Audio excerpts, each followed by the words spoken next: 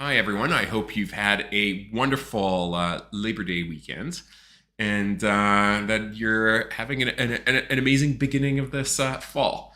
It's been a while, but this week we're joined by Julio Vasconcellos, who's an extraordinary founder who's had crazy ups and downs in Latin America and the US. He will talk to us about it before transitioning to being a VC, which has led him to now publish kind of an annual report called the Latin American Digital Transformation Report. And so we're going to hear about what the state of the Latin American tech ecosystem is this year. So without any further ado, let's get started. Welcome to episode 43, Julio Vasconcellos and the State of Latin American Tech.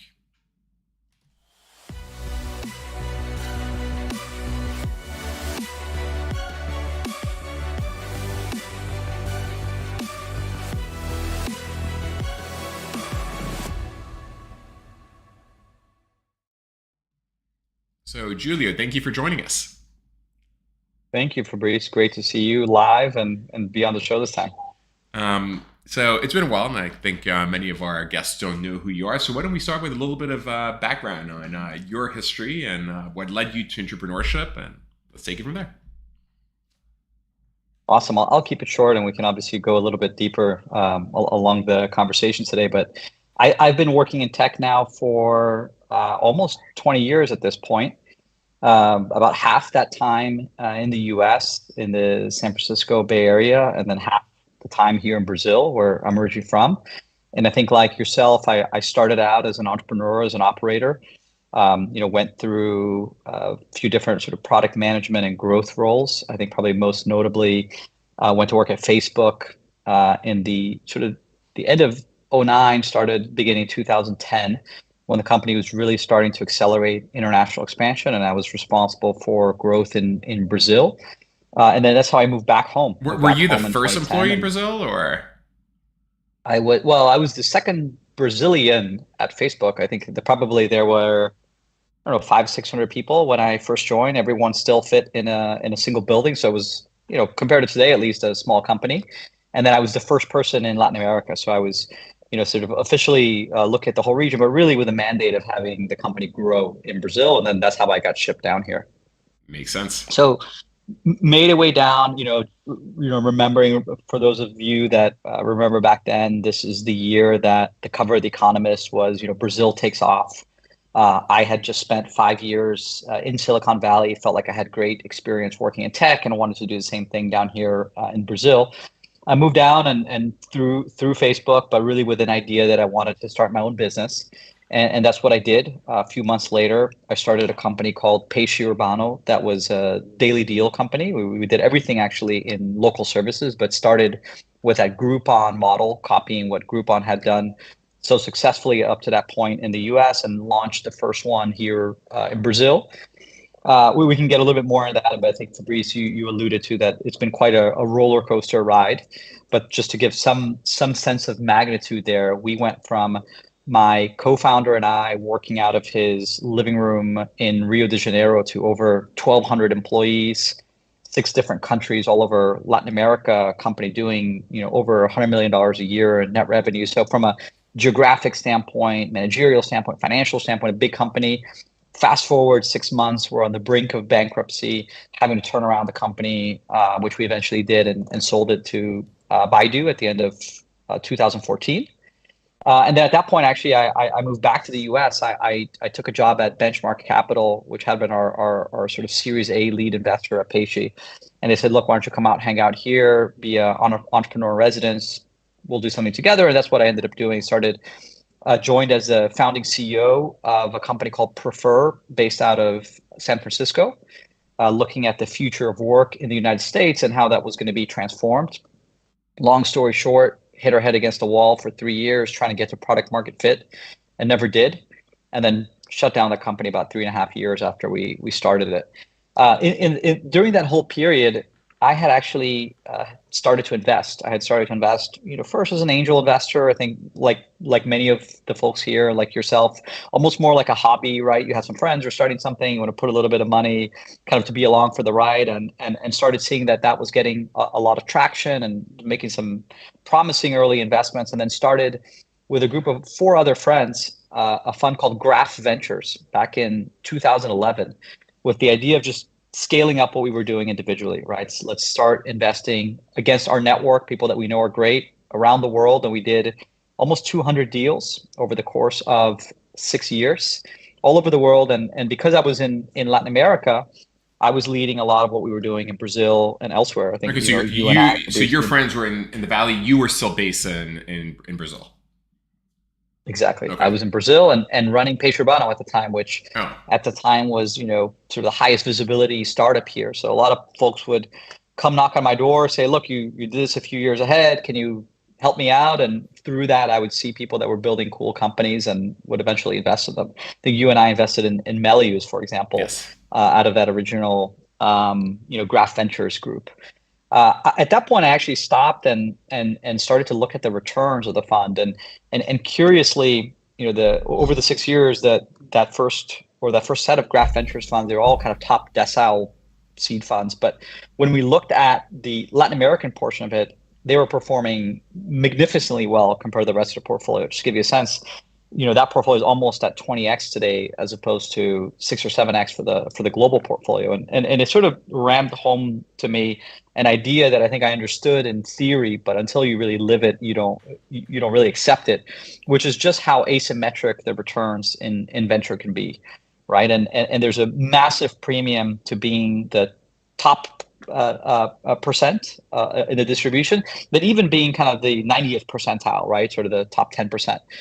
And I figured, look, if I focus my attention on Latin America, where I have a big edge as far as sourcing, network, knowledge, I have a good shot at being number one here. And that's when I started a fund called Canary, which was the first seed fund for Brazil.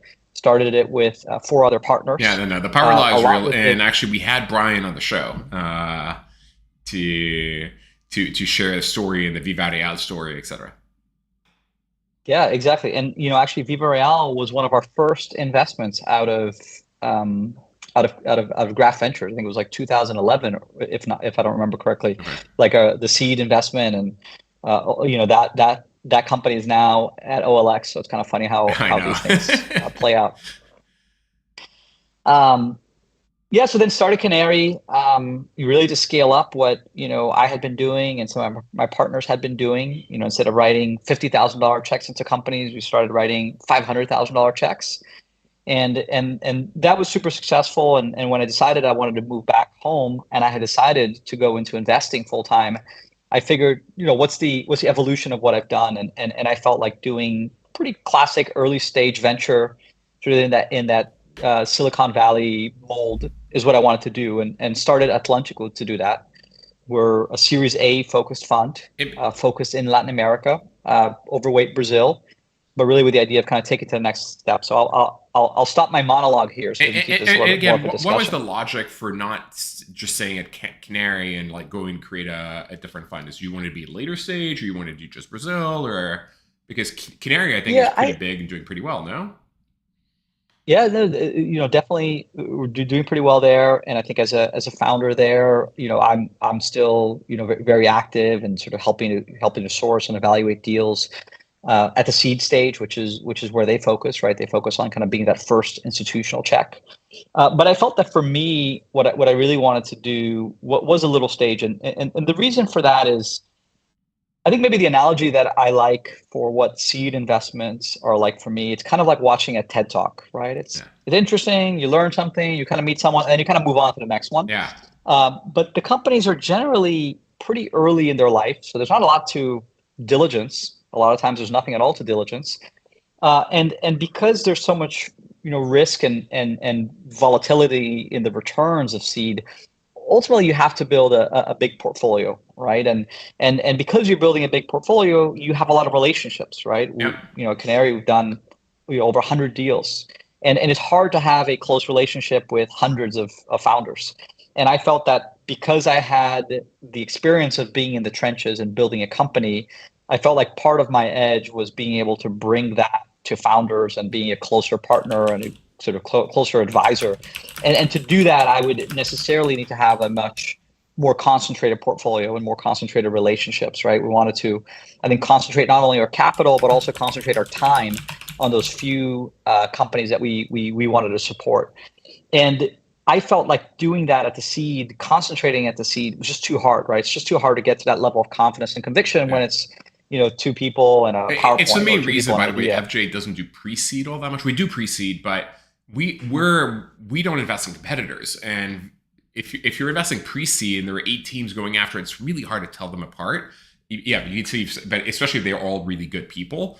And so it warrants waiting until someone breaks out and they're like, okay, this is the people, this is the team to back, and let's go do it. Especially given the power law you alluded to, where the top company is going to get 95% plus of the returns. And so it makes a lot of sense to wait. And you didn't worry about the level of competition. There's already Kazakh and Monashis, et cetera. You felt there was still an opening and the market was big enough, basically. Yeah, and I think it's telling the fact that you said, oh, there's competition. You listed a couple of funds, and really there's maybe half a dozen like scaled early stage funds in Brazil. And the fact that we can list all of them and they almost fit in just one hand just shows how little competition there is, right? If Mm-hmm. you think about probably how many funds there are in the block that you're sitting in New York, it's probably a similar number. So the fact that there were half a dozen funds, we didn't think that it was a mature enough market from a competition standpoint. And I think it's been quite telling for us that even as a new fund, I think we're Okay. old investors and old players in the market, but as Yeah. a new fund, to date, we've literally won every single competitive situation we've had down here in Brazil. So I do think we've been able to be quite competitive, even though there's people that were here before Yeah, us. that makes a lot of sense. So just a few comments from the audience. We have Rafael Silva says he's going to apply to Canary for the company he's currently building. And a question about someone wondering if his service would be applicable for Brazil, but I'll let you answer that later. Quick question on your original background. Did you go directly to startups out of college, or did you work at like consulting or banking first, or how did that transition happen? And did you study computer Yeah, science so I or went engineering in to college, or no? no, I went to Penn and I did business undergrad at Wharton, did finance and Okay. marketing, and went to do strategy consulting in New York City. So very traditional path. I went to work at a company called Monitor Group that doesn't exist I remember anymore. Monitor. That was sort of this offshoot from Michael Porter and Harvard Business Yeah. School. And then from there, I wanted to work in tech. I had been in college during the dot-com boom and had sort of seen that from afar and sort of enamored by the world of technology. And I think living in New York in 2004, 2005, which is sort of when I was thinking about what to do next, you don't really know how to get into tech, right? Especially back Yeah. then. And kind of for me, what I knew was, okay, all the innovation or Yeah. everything new is happening in Silicon Valley. So I have to like figure out how to get there. And I took maybe the most obvious way to getting there, which was to apply to Stanford Business School, which is where I went next.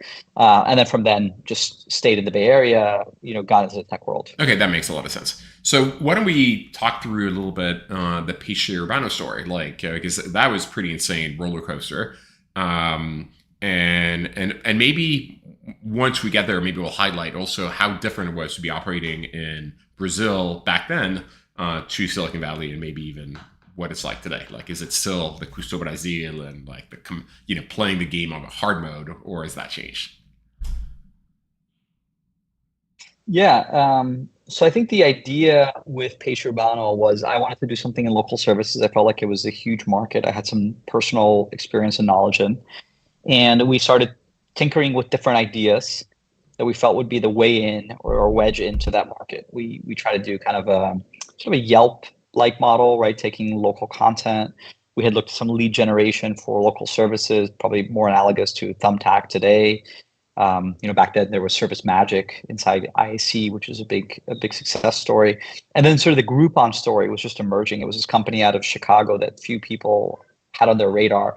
And I had heard about it through some folks at Facebook that had been telling me a little bit about it. I said, okay, this is the way in, right? Because there's a great way to build a huge base of local merchants, and then a huge base of customers, right? And we thought about it very much from this marketplace standpoint of, look, we need supply and demand. How we get them on we're almost agnostic to that.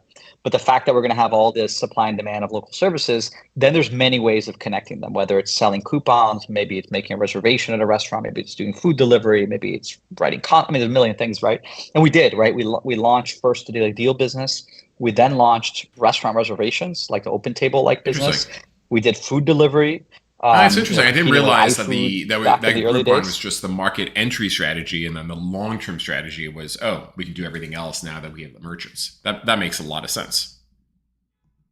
Yeah, and I think that what we're fast forwarding a little bit here, but ultimately that daily deal model proved to be Yeah. unsustainable, right? And I think we knew that it was too good to be true at that point.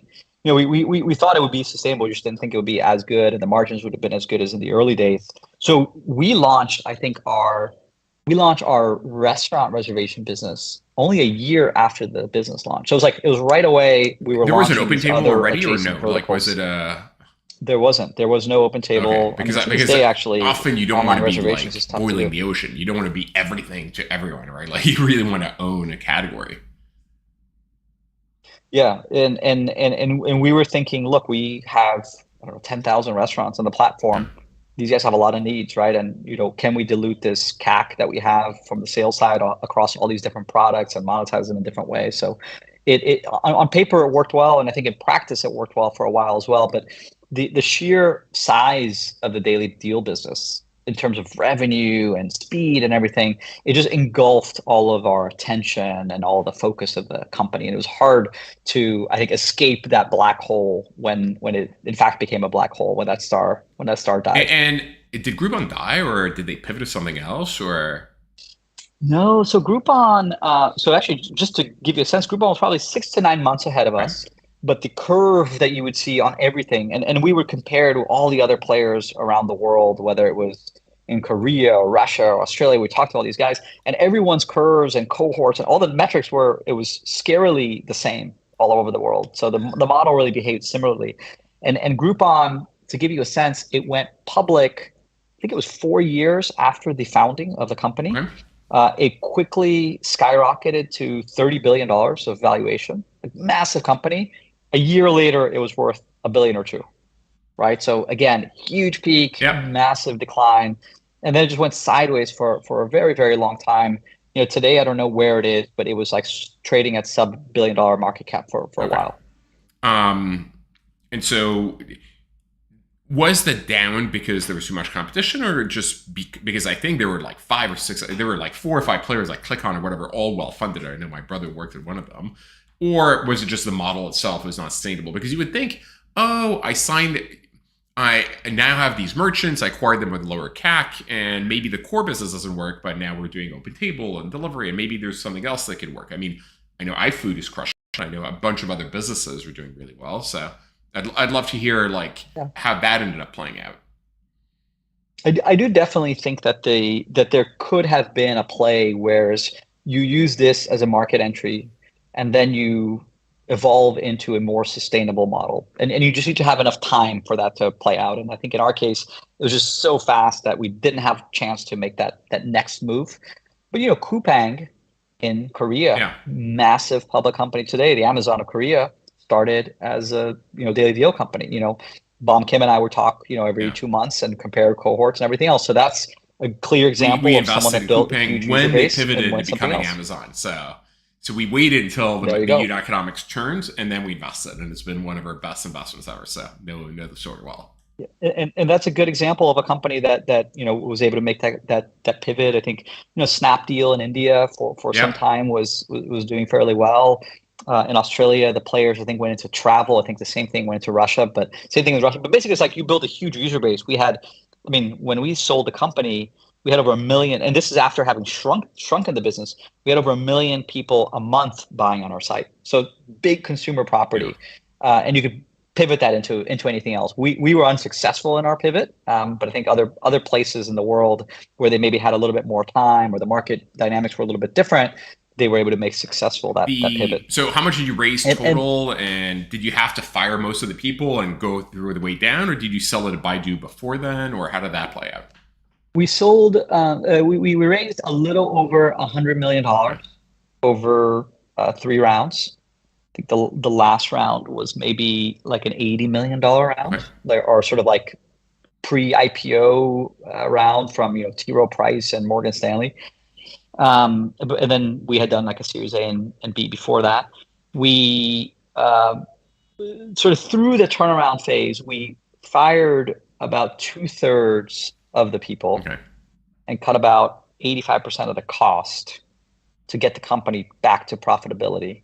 So a lot of people obviously were let go, and a lot of it was because we shut down markets, right? Yeah. So we would shut down a country or a city, and then everyone related to that would go with it. But a good third of the group, right? It was, I think, around 400 people when we sold it to Baidu.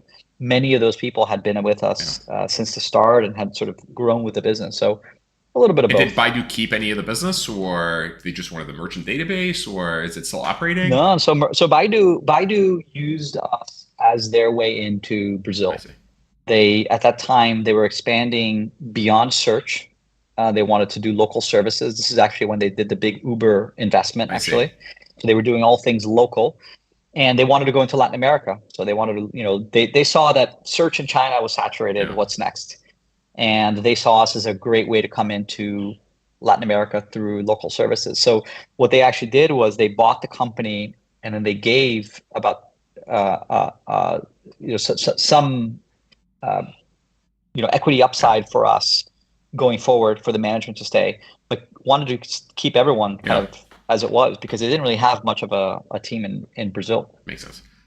Santiago, I'll keep your question for later when we cover Julio's venture experience, and I'll pose it then.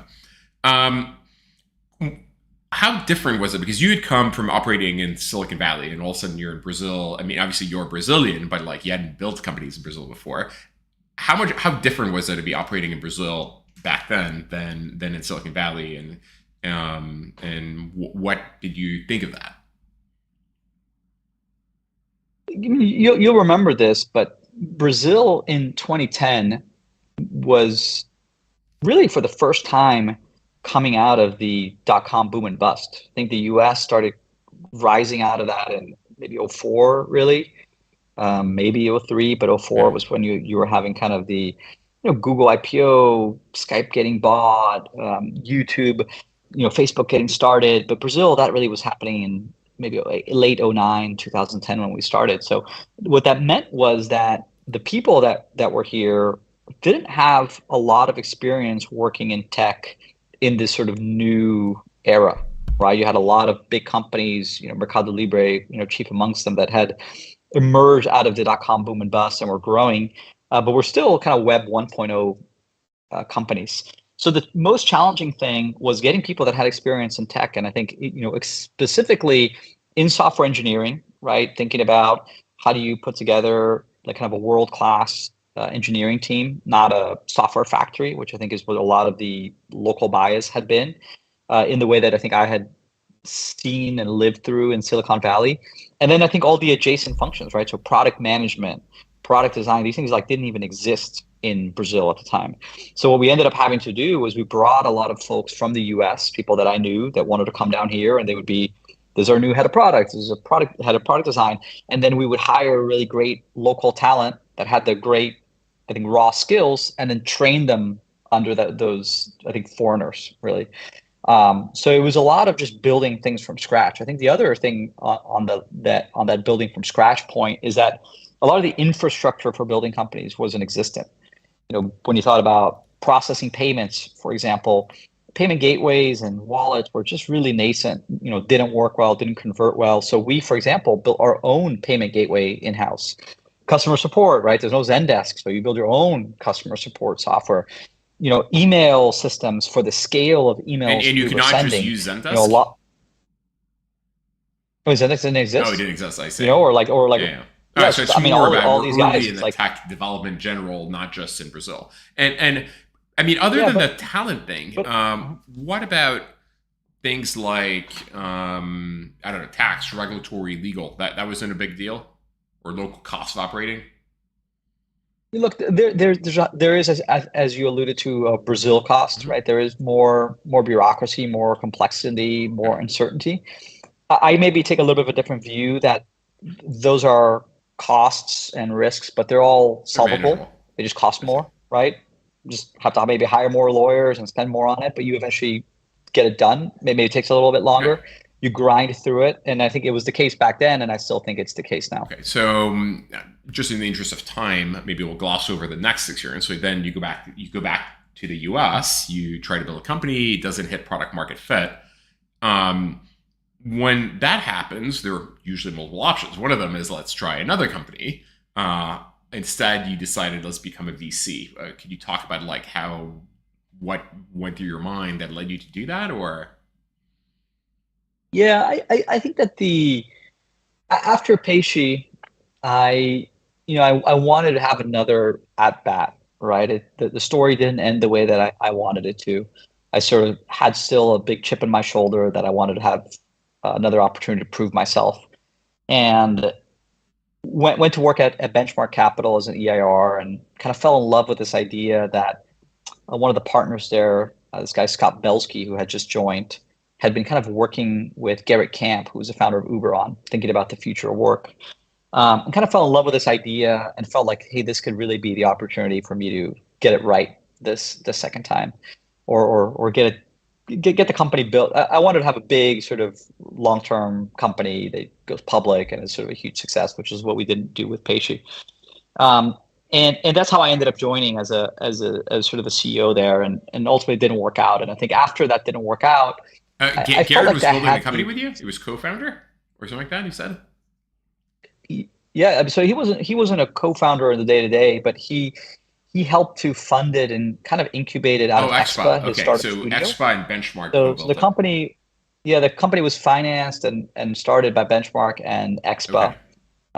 So Garrett was, I don't know, part-time Yeah, advisor. chairman or He was on our whatever. board and was an advisor and was We do active, the but he same thing wasn't at our there day to studio day. level. Yeah, exactly. So he was helpful, but wasn't there day to day, obviously.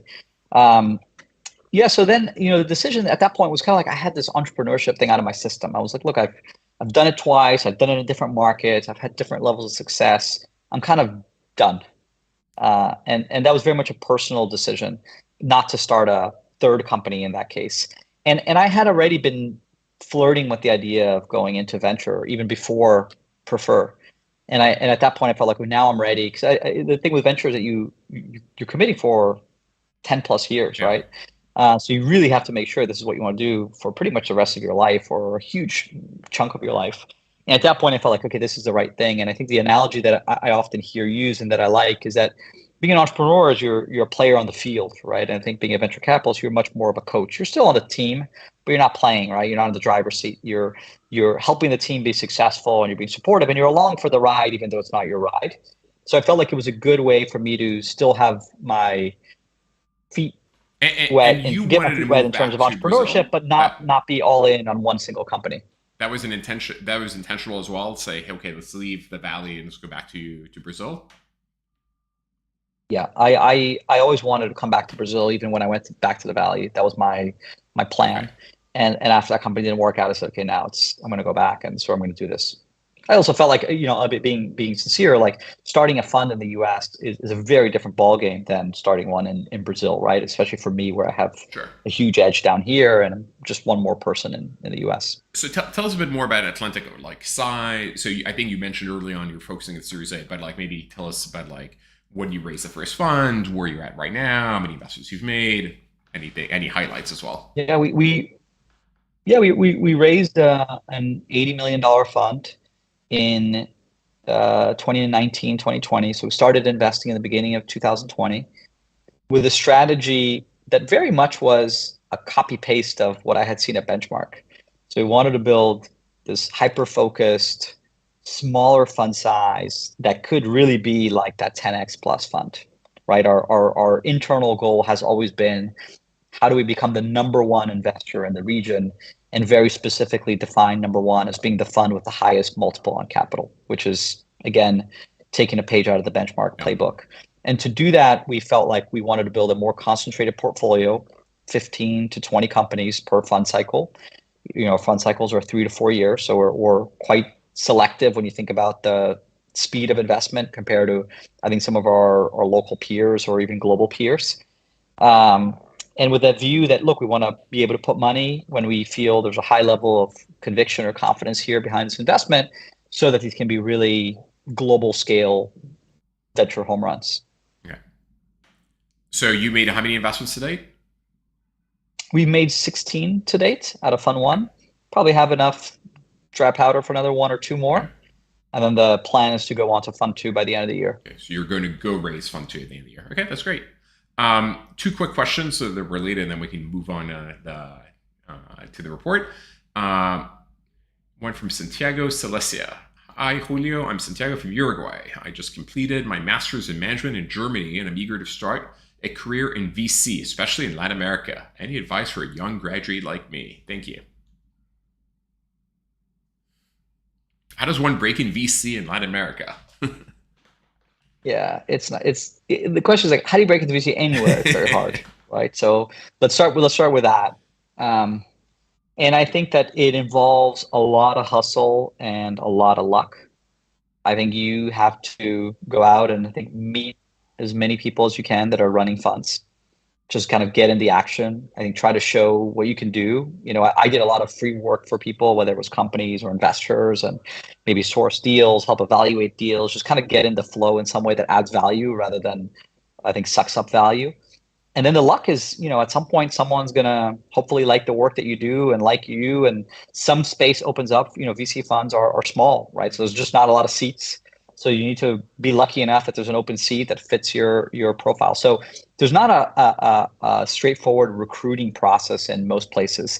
There are a few larger funds or funds that are, maybe have programs and they have recruiting cycles and you can go and identify those. But it's just a lot of hustle. And what I probably do is try to think about what are you going to be doing while you try to break into VC, because this is something that could take years to find the way in. And my advice would be either go, work at a startup, get your hands dirty, see what it's like to be an operator, build a little bit of that empathy, build that network out. Or potentially if you've never worked, that didn't get a sense of Santiago's background, but if you've never worked anywhere, I do think that working in whether it's a bank or consulting company or some professional services for a couple of years, it's just a great way to learn how to work and learn how to be professional and I think network. I think in particular, I don't know, Fabrice, what do you think about it? What do you tell people? A few points, right? Like, first of all, there are not very many VC firms to begin with, especially in Latin America, and they have very few openings. I mean, we have like we almost never have an associate or principal opening unless someone left for some reason. And so we do hire 2 analysts per year in a 2-year program, but it's very, very few new jobs. And I think to your point, it needs a hustle, typically with people with experience. So go work in consulting, go work in banking, join a startup, build a startup.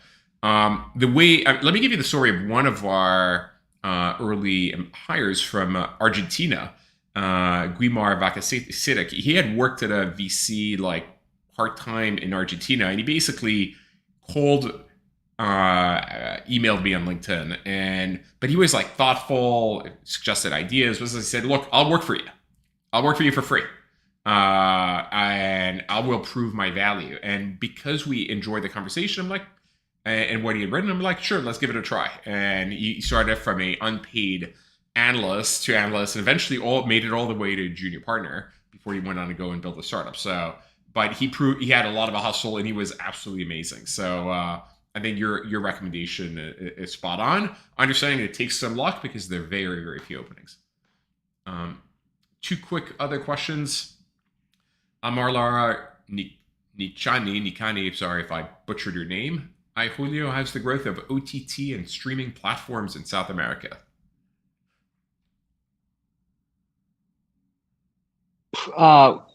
Netflix is huge in Latin America. I mean, honestly, as it is everywhere in the world. Very dominant platform down here, and Spotify is as well.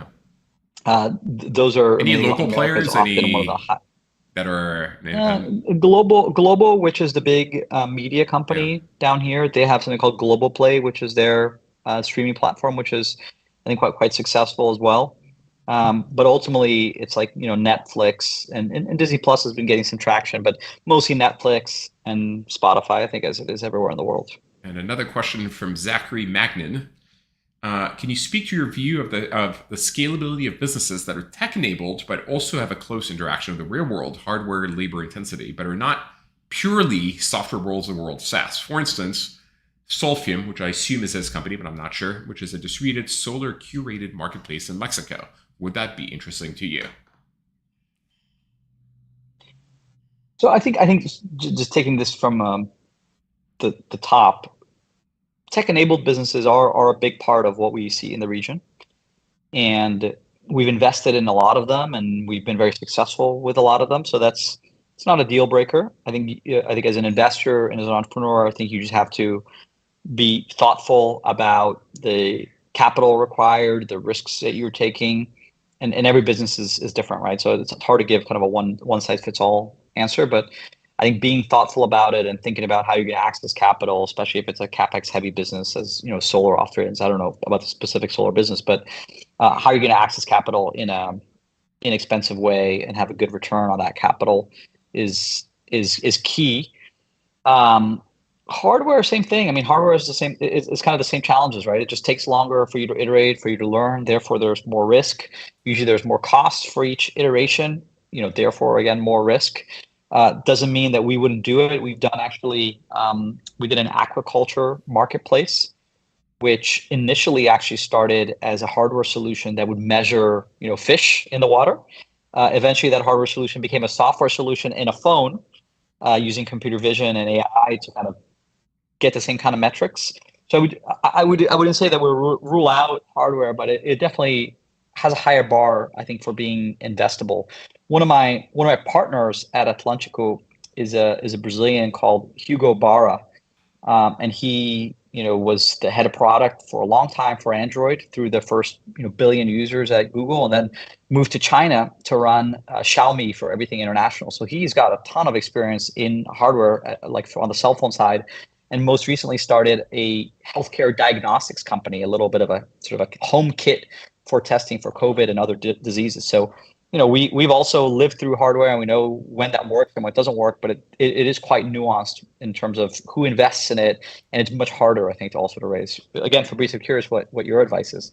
Yeah, these days I'd avoid capital intensive businesses like the plague. Tech enabled doesn't bother me, but hardware more so for multiple reasons. One is it's capital intensive ex ante, and the problem is if you make it work, you typically end up having so many competitors that just like try to margin compress you. So if you look at all the 3D printing companies, all the drone companies, etc., and if you miss one of the upgrade cycles, you kind of end up dying. And so hardware we try to avoid.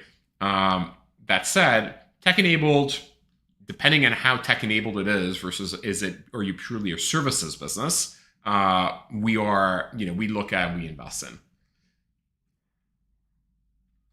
One more question, and then we'll move on to the topic du jour. Daniel Muniz Silva.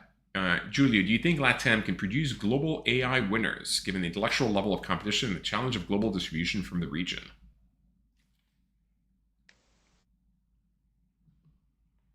Definitions are important here, right? So I think AI is a big word.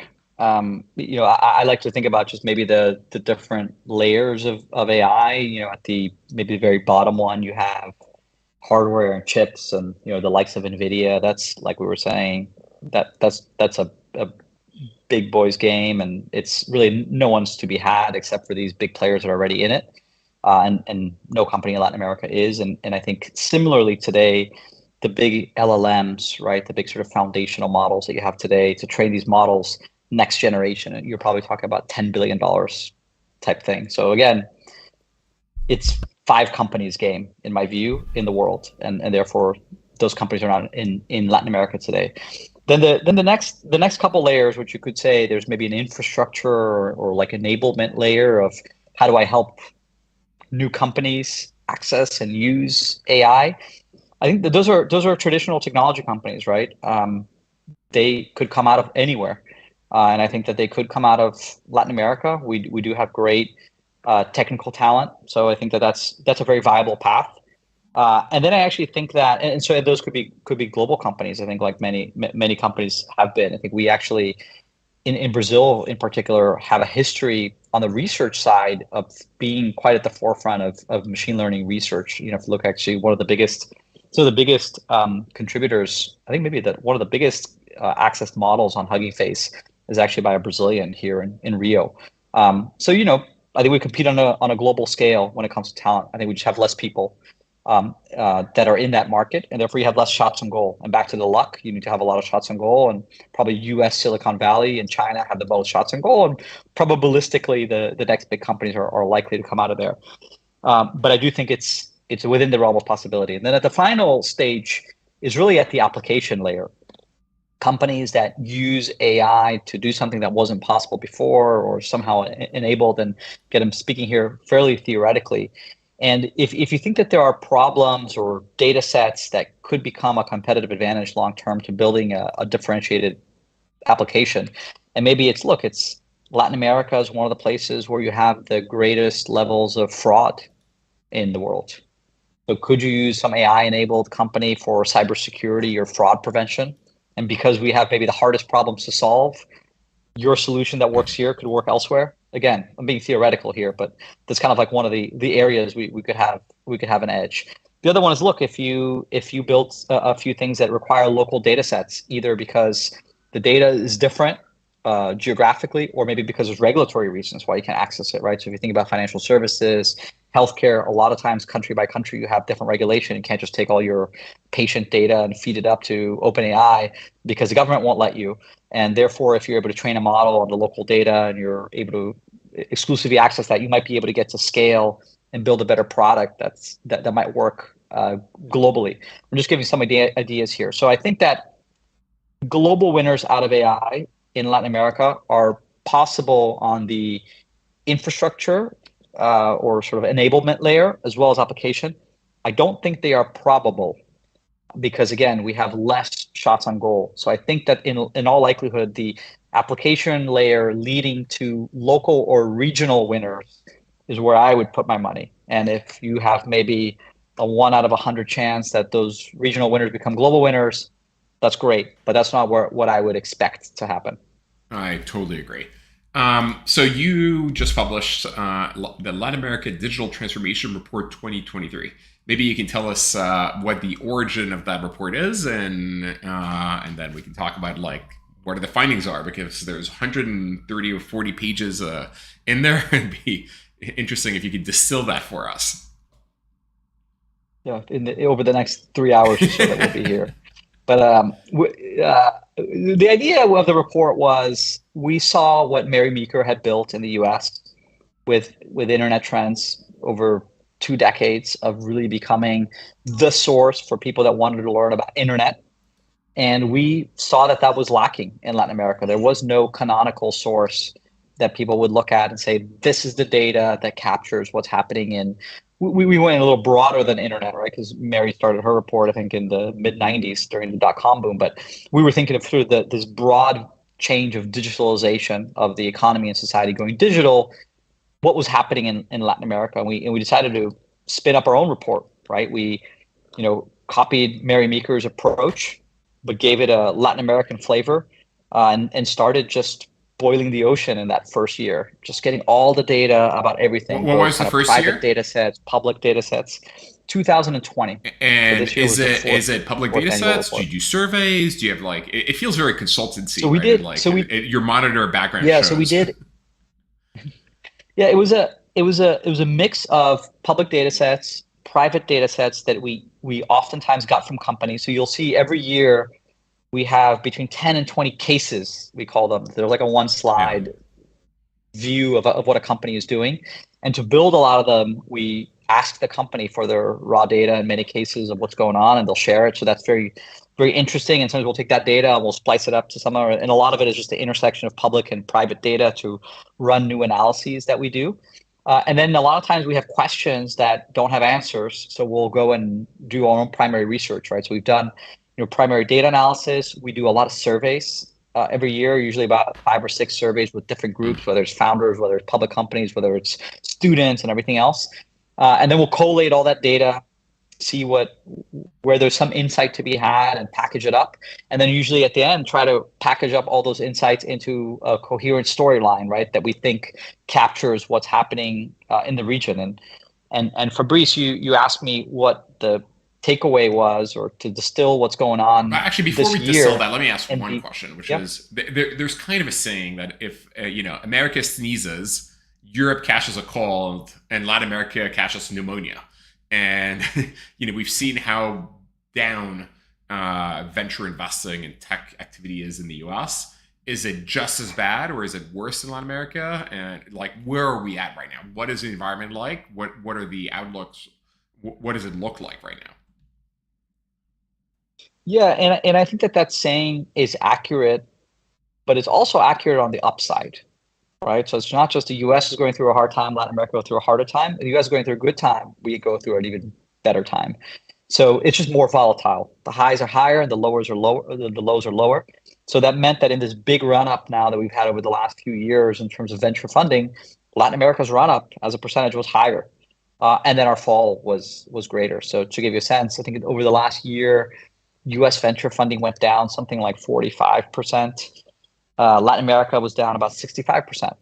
Um, again, just sharper spikes. Okay. And what I would say as well is that I do think that we are now stabilized at a level that's much healthier and much more um, self-sustaining than in the past. Like when we sold Peixe Urbano in 2014, Brazil was going through the worst recession in history, and almost all the foreign capital left. This time, huge drop in venture capital, but a lot of the foreign capital is still here. So we saw a lot of growth shops or even early stage venture shops in the US that are long-term committed here.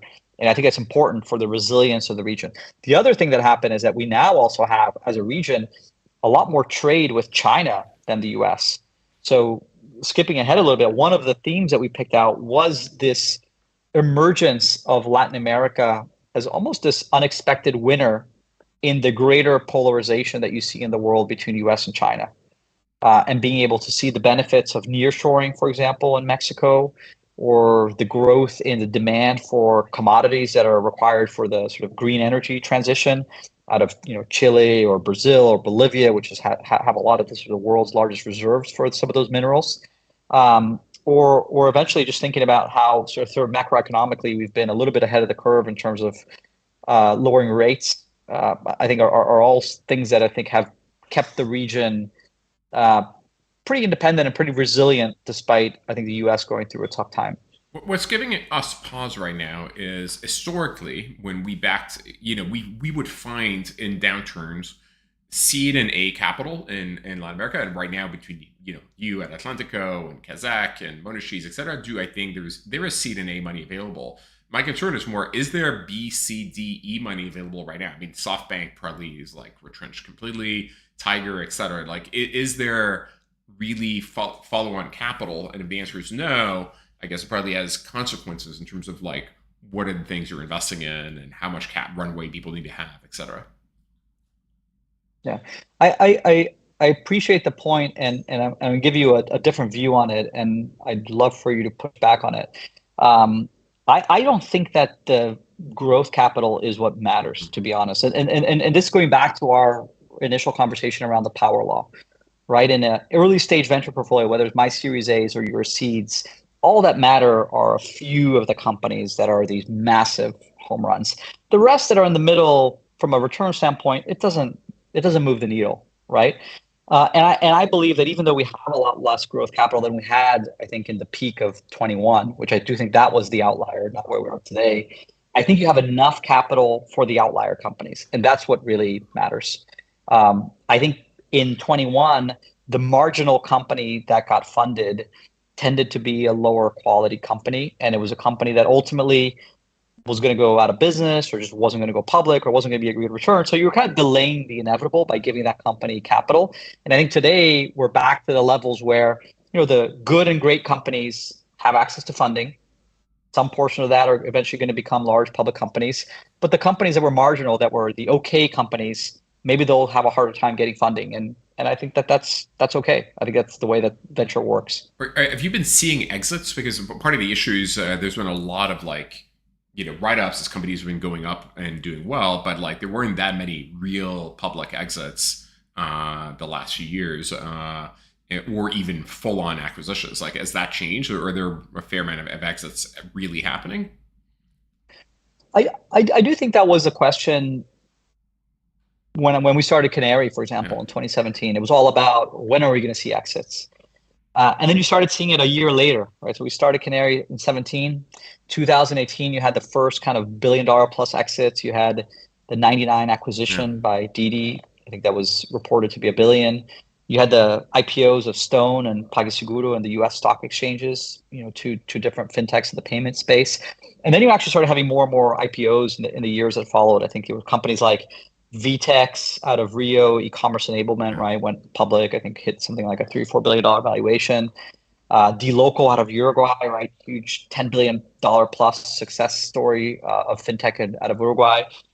Nubank, I'm obviously leaving the best for last, right? But $40 billion plus publicly Yeah. listed technology company, and many other ones. And the M&A side, you had Auth0 out of Argentina, that was I think $6 billion acquisition. More recently, just this year, I mean, in the middle of this down cycle and I think illiquidity cycle, which had Pismo, which is a Yeah. banking infrastructure provider out of Brazil, getting bought by $1 billion in cash by Visa. We had a couple of years ago, Corner Shop being bought by Uber for 2 or 3 billion, if I remember correctly. So we definitely have seen the exits.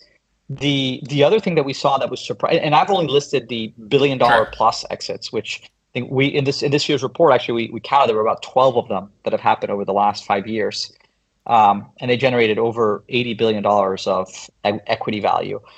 But there are also a bunch of other smaller ones, right? So you had over 20 tech IPOs of companies that went public in the Brazilian stock exchanges. So we mentioned Melius before, right? That's an example of a company you and I invested at the seed, went public in Brazil. It's not $1 billion plus market cap, but at its peak was a reasonable company. I think we made like a 70x on it, Sure. of when we sold. So still allowing for good returns for those that come in early. So I think the other yeah. thing, Fabrice, if I can keep going here a little bit, and then I want to hear your reaction to this, is I also think that all of this that we're talking about, these companies that went public in the last few years, there were companies that were started, I don't know, 10 years before that, where we had way, way less capital than we have today, right? Like literally when we started Peixe Urbano 10 years ago, there was one venture fund that existed in Brazil, and that was Monachis, and they were like in their fund one or fund two. So the fact that we were able to produce this much with so little capital, I think it does give reason for optimism now that we have more human capital and more financial capital in the region. Yeah, no, look, totally agreed. I mean, what's interesting is we actually looked at our returns, realized returns on our funds, and obviously we're global, right? We're investors in 1,000 companies, and what's interesting is how similar or realized IRR were in every geo, and actually LATAM was higher IRRs than we had elsewhere. Partly for the reasons you described. When the winners win, they win big, and the entry valuations were low. Like Milius, which I think went public at like a 400 million valuation. We invested at like whatever sub 10 million valuation, and so of course the returns were extraordinary. And it doesn't take many of these to make the region look great. And no, we're very bullish. Still at the very beginning of the tech revolution writ large, and even more so in LATAM, and even more so when you think of like things that we're interested in right now, like B2B marketplaces, like digitizing supply chains that have been mostly offline, which have not at all been digitized, or helping SMBs go online and compete with the bigger chains. All of that is like it's in infancy in the US and even more so in Latin America. So very bullish, and I suspect that we can get into more of the details of the report. That your perspective is similar to ours. Like now is the very best time to be investing. Yeah, exactly. I agree 100%. Yeah. So any other? Okay, so you highlighted a few things that now there's capital that's kind of here to say that the winners are still getting capital, that LATAM benefits from being at the intersection or the war between China and the US in the sense that it benefits from investments from China while actually getting nearshoring or friendshoring away from China locally by U.S. companies. Any other like really key themes that came out of that report for 23? Yeah, the theme for this year was, we called it tectonic shifts in Latin America. You need to have a little bit of drama to make it more interesting. But the view was very much, look, there's these huge changes happening in the region, and with change comes opportunity, right? And what we wanted to highlight were the changes. We don't necessarily know what business model is going to emerge to take advantage of these changes. And honestly, I don't think that as an investor, it's my job to kind of predict the future, but it's really to be alert and know what's happening, so that when someone does come up with that sort of great insight and great way to grow in this new market, we can be the first ones there to bet on them. So we talked about, I think, this macro geopolitical function. We also talked about, I think, a little bit of the venture funding and opportunity set for the future. I think those were two. There were five trends that we talked about. The third one that we did was AI. You and I talked about it a little bit before, and we can go back to it. And then the last two were, one, we called it the kind of democratization of digitalization, which goes to show that not only are more people online and they're accessing their bank accounts online and buying stuff online, but actually the demographic makeup of the internet and technology users today versus 5 to 10 years ago actually much more closely reflects the population. In other words, you have a lot more folks from the middle class and lower income classes that are online. This has pushed a lot of the decision making to be more kind of cost and value driven than we had in the past. And those players that have been adapting to that reality have been growing. I think a huge success case this last year has been Shein out of China, right? Sort of low cost, fast fashion provider in Latin America has been growing incredibly fast with kind of this cost advantage. Shopee as well, out of Sea Limited in Singapore, had a huge run up over these last couple of years playing this low cost game. These are two e-commerce examples I gave, and you see similar things in financial services and elsewhere. So that was another big theme. And then the final one out of the five is this idea of money truly going digital. And we can go into fintech here if you want. But I do think that Latin America leads the world when it comes to a lot of You mean like fintech picks, innovation. right? Like having real time. I think one example, like money going digital, we talk about it in two ways. One is payments going digital, which is around Pix, right? So for those that don't know, Pix is that the instant payment rails that the Central Bank of Brazil launched a couple of years ago, very similar to what you see in India with UPI. And we see today Pix being used to make payments like on a daily basis, twice as much or twice as often as cash, right? So like Pix has, definitely eaten payments.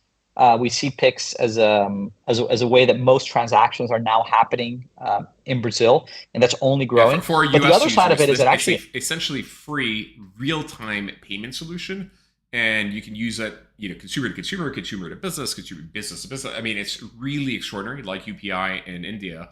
And I cannot wait for something similar to come to the US and Europe, where basically we're currently, living under the Visa, MasterCard monopoly with like a 2%, 3% tax on all transactions. That should be zero. And also the fact that if I wire someone, the fact that it's 3 days to get there and there's no real-time tracking is insane. And it costs $10, $15. So it is so transformative that it's interesting this came out of Brazil and India before the US. But I can't wait for it to come here. yeah, I mean, just to give you a sense, we back to the primary research we do, we do research with a big research institution here every year.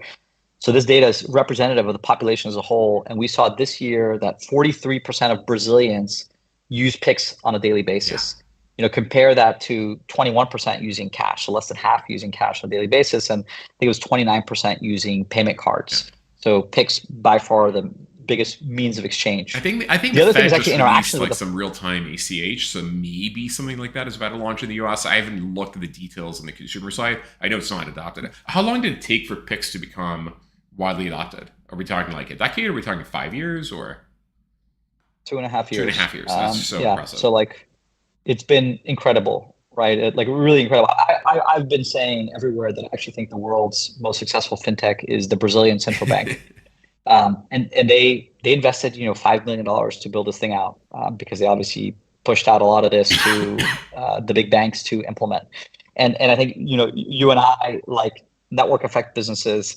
And it's like a very interesting Yeah. strategy here, right? Because how do you bootstrap the network? It's like, oh, you bootstrap it through regulatory power. You basically mandate everyone to have it on the home screen of their payments thing, and you build a network, which is a payment that on top of your payments rail. So it's actually kind of a funny, a very curious case study. And what did you mean beyond Pix, actually? Yeah, so I was going to say beyond Pix, the way that people interact with the financial system, and that's like investing or saving, interacting with the bank. Today, these are internal data that we got from the Central Bank of Brazil. 95% of all interactions with financial services are digital, whether it's on mobile or desktop. That used to be only 30% 10 years ago, right? So we've gone from a fully going to the branch in-person world to a entirely digital world when it comes to the financial sector. So again, that's a huge change in the world. What are the companies that are going to take advantage of that and use that as maybe a wedge for growth, or see a space there that they can go and kind of attack some of the businesses of the incumbents? Quick question, I don't know why it comes to my mind right now, but the neobanks in the US and Western Europe make money from interchange. But if people were paying with Pix and there's no interchange, how did they make money in Brazil? Yeah, so banks traditionally make money through lending, Yeah. right? So if you were making money through interchange, that's not the way that traditional Yeah. banks make most of their money. And if you look at the neobanks here, take Yeah. Nubank, it makes money through lending, right? So it's the Okay. credit card product, which is consumer lending, is a big one, and they've just gone into other lending spaces. Okay. Question from Flavio Camilo. What do you think could be the turning point for clothing-focused marketplaces in Latin America? Is it initiatives like live commerce and social commerce?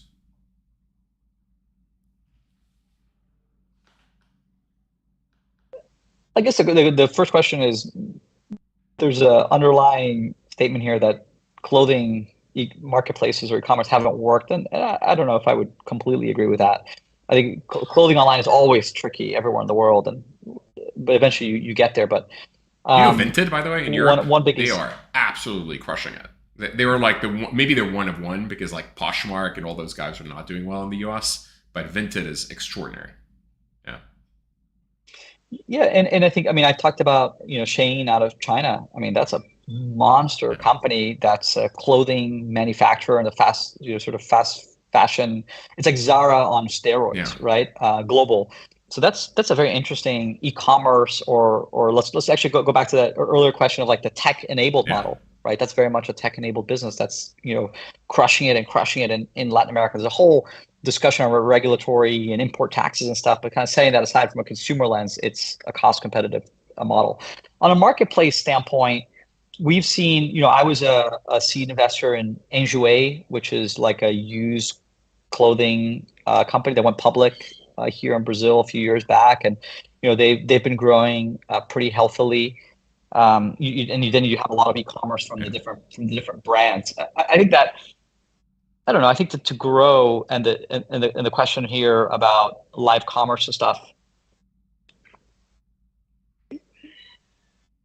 I think that the unexplored, or the unlock that still has to happen is around this intersection of media and commerce. And, Yeah. and commerce applies to clothing, but I think it applies to other things, but clothing more so. And I think it's around kind of the creator economy. I do think that today in the world, Latin America leads the world in terms of usage of social media. And within those social media platforms, we lead the world in terms of the attention grabbed by digital influencers and the level of influence they exert. So if you think about what media is, we talked about this earlier with the over the top sort of the streaming services, media is But what influencers you just on said, which platforms, and they're suggests that creating. live commerce and social commerce should have totally picked up in LATAM the way it has in China. I mean, in China, 25% of all e-commerce is live commerce, and it hasn't at all in LATAM. It's very surprising, though. But the question is, does it have to be live, right? Does it have to be live, or can it be an influencer posting a video on Yeah. Instagram that therefore drives sales? And I think that that's what's starting to happen. And I do think that there's still one unlock to be had there of some model. Someone's going to crack the nut in terms of how this thing really works. But it is, the media is Yeah. there, the influence is there, the reach is there. And that's where people are making decisions of where to buy things, right? And I don't think that the only one to win here is going to be Instagram with their paid ads. I do think that these more native influencer driven ads are going to be, maybe it's live, maybe it's not live, but I do think Yeah, in that's where fact, the next Instagram, I mean, frontier it's not in is. their DNA, but they could have an Instagram commerce page or whatever where people could actually sell the things that they're putting in. But it's not in Facebook's DNA to do commerce effectively. Anything we didn't cover that we should cover, either in the report or what's going on in LATAM, or anything you want to say, or any final words?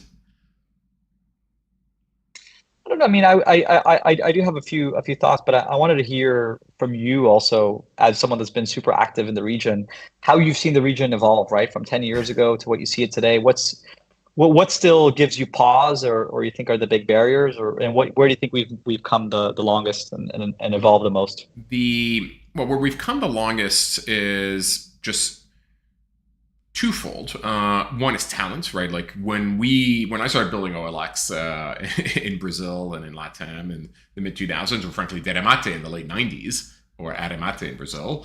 To your point, we had to import talent basically, and often our tech teams were not local, and our product managers were not local. And now there's been enough examples of local success and local talent that you have experienced founders, which you didn't have before, right? Like people coming out of the bigger companies and creating. So there is a talent ecosystem that has emerged. There's an overall Rails infrastructure that has emerged as well. We have payments now. We have customer service solutions. You have all the tools you need to go build that are local and hyper local, and you have capital. So I guess those would be the three. And now you actually have local capital with local VCs. I think what's missing is still the follow-on capital beyond words is still not ideal, and it's still too correlated with like US being frothy and growth capital being available. Now, to your point, the very best companies get growth capital.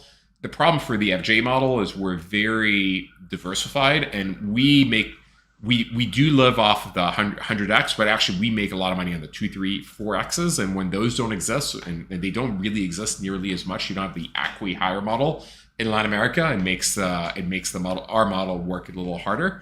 And in terms of where I see the biggest opportunity, I think I highlighted earlier, it's like the B2B marketplaces where we're still in its infancy, and we're very, very excited. Now, the things that everyone else is chasing, like AI, to my point, like every company is an AI company. I mean, if you're not using AI or in your company today and doing applied AI, you're probably not going to be competitive. And are there vertical applications that are using local data sets that probably make sense, where you can build apps going after the local market? Probably, and maybe there'll be a few of these, but that's not where we're focusing. We're really focusing on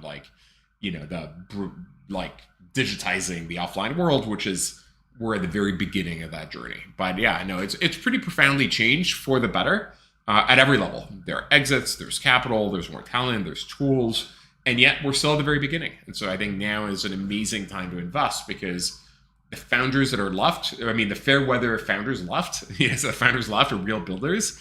They're focusing on cash burn, they're focusing on unit economics. They're building companies that are not too capital intensive, and the valuations are reasonable. So I think now is an amazing time to be investing and building in Latin America. And even as a builder, even though it's not as tilted to you before, meaning the valuations are lower, but you're more likely, you have less competition. You're more likely to win the category. When you win, you're going to have an amazing exit. And so the ultimate net multiple is probably going to be the same as if you raise at a higher valuation, but face 10 competitors all very well backed.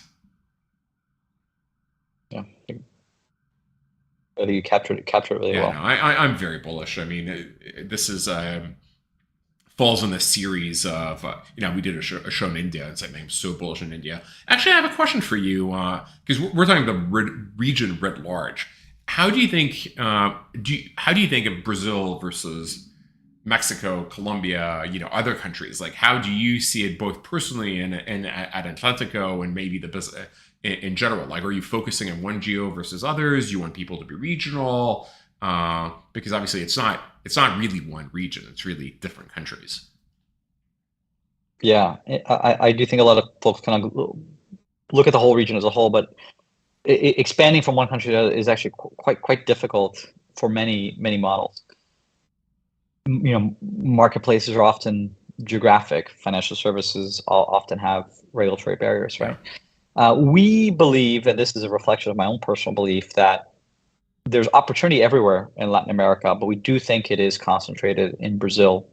And the way we think about it is that we want to be overweight Brazil. We think that the Brazil's reached a level of maturation and talent and access to capital that's a little bit different in other countries. Probably Mexico is probably the second country that has the most activity today, and I would still say Mexico is maybe 5 years behind Brazil. I actually really like Argentina. I don't know if you have a soft spot in your heart I for do. Argentina or not, but I think the best people in the region are in Argentina. And even though the country's done its hardest to destroy itself, there's still a lot of great people there that haven't left. And they're building companies that maybe are headquartered or started in Argentina, but that are focused region wide, Yeah, I was right? going And to the say the revenues are best outside Brazilian of companies are Argentina. Argentine. All the Exactly. The founders best are case here Argentine. is They Mercado have maybe the Libre. tech center in Yeah. Argentina. Despite what Argentina, the government and politics have tried to do to the country, and maybe because of that, the entrepreneurs there are like true entrepreneurs. Yeah. So I also really like Argentina, but I just think that even though maybe venture dollars are usually something like 30 to 40% going to Brazil, Yeah. we'd like 60 to 70% of our venture dollars to go to Brazil. But we don't want to rule out those big companies that could, win in Mexico, or maybe they start in Colombia, they go to Brazil, or they start in Argentina, they go to Brazil, or they go Yeah. global, or they go regional. So we want to be open-minded to investing in other places. And to date, we've done about a third of our investments outside of I Brazil. think if for of our LATAM investments, we're kind of like you. We're 2/3 Brazil, a third the rest, and the rest for us has mostly been Mexico and Colombia. Now, many of the companies have Argentine founders, and many of them have Argentine tech teams, but usually they're not going after the Argentina market. They're going after Brazil or Mexico or Colombia.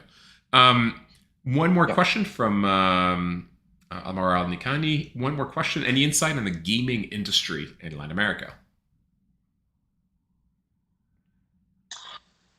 I do know Latin America is one of the biggest players of Free Fire, which is why Shopee is so big here, right? Because when Forrest Lee, founder of C Limited, came to Latin America because of the gaming business growing so much here, saw sort of the vastness of the region and opportunity in e-commerce, and then decided to do Shopee here.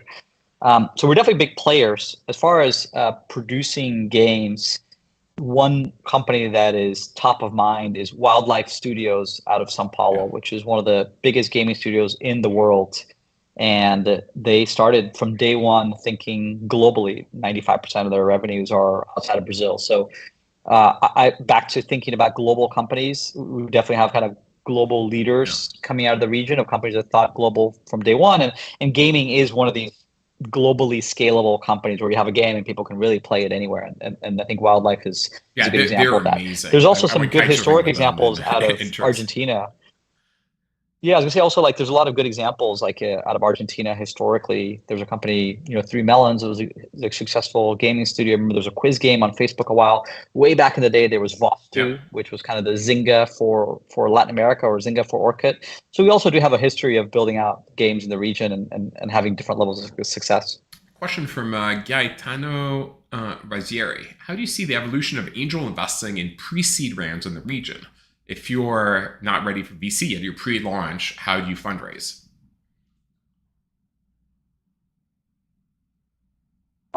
Angel investors, right? So the question answers itself, right? Well, You but I just think get the people to question is, trust. are there a Yeah. lot? Has the number increased? How do you reach them?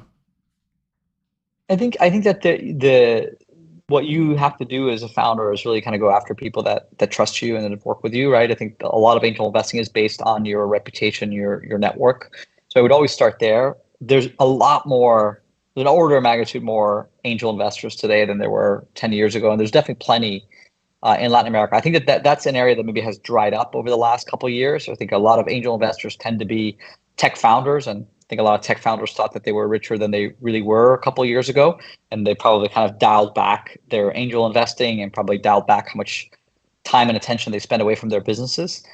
So that's definitely dried up, but it's still there. We still see a lot of angel investors that are active. You now have, seed funds like the Canary being kind of the biggest one in the region, but you have One VC and Maya in Brazil. You have a lot of other players. NXTP in Argentina is a great group. You have a lot of players sort of throughout the region that didn't exist way back when. You guys are doing a lot of seed investments. So not pre-seed, but seed investments. And I'm sure you dip into pre-seed when the time is right and the opportunity is right. So there's a lot of global and local and regional players that are around today that are more institutional aside from the angels.